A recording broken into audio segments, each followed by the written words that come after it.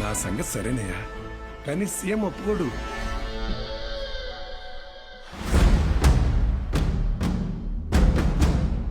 యో, నారాయణ స్వామి ఎందుకు వస్తున్నాడు? నీ సీఎం నువ్వు చెప్తే వినడు, కానీ అపోజిషన్ లీడర్ అసెంబ్లీ హాల్లో చెప్తే వింటాడుగా. త్రిపాఠి, నాకు చిన్న సాయం చేస్తావా? ఏంటి?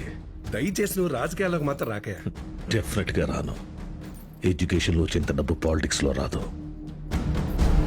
రాష్ట్రంలో నిరుద్యోగ సమస్య రోజు రోజుకి పెరిగిపోతోంది అధ్యక్ష.